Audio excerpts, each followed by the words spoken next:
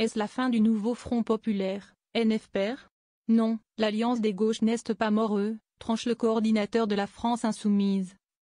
Manuel Bompard, ce mercredi 22 janvier sur BFM TV RMC, malgré la décision des socialistes de ne pas voter la motion de censure présentée à leur initiative jeudi dernier.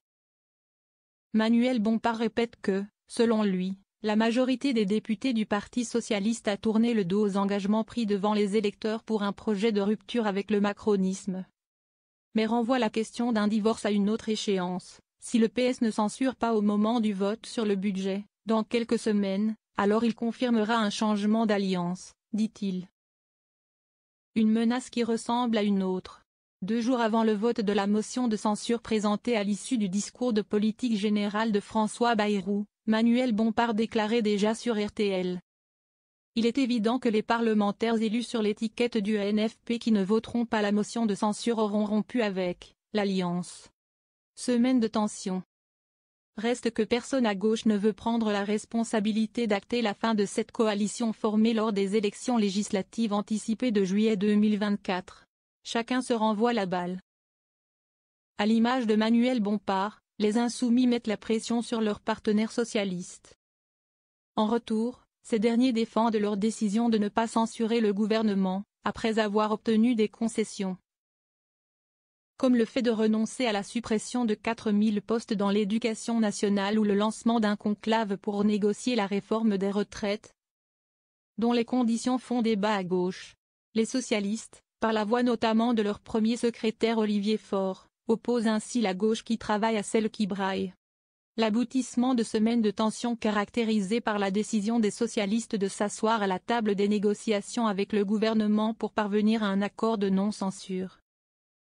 S'ils ont également participé à ces discussions, communistes et écologistes ont néanmoins voté la motion de censure, considérant que le compte n'y était pas. Une précision, 8 socialistes sont allés contre la consigne de groupe, en se prononçant eux aussi pour cette disposition. En filigrane de l'avenir du NFP se joue une vieille guéguerre. Elle oppose François Hollande et Jean-Luc Mélenchon. Avec en ligne de mire le leadership à gauche pour la présidentielle de 2027. Déjà adversaires en 2012, le leader insoumis et l'ex-chef de l'État, qui se sont côtoyés pendant des années au PS, ont échangé les coups ce week-end. Hollande est bien mal placé pour représenter la gauche.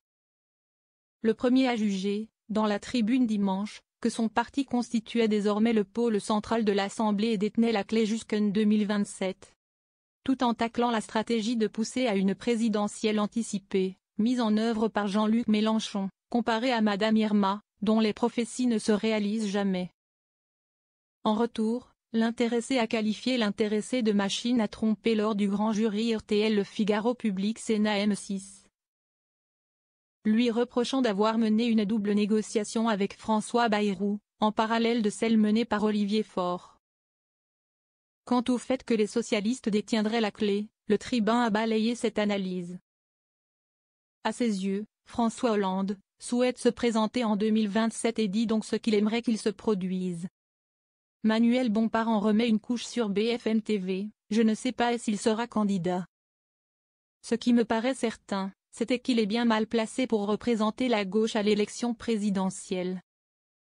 Dois-je vous rappeler que quand François Hollande a fini son quinquennat de président de la République, il a été dans l'incapacité de se représenter parce qu'il avait tellement rompu avec les aspirations populaires que plus personne ne lui faisait confiance?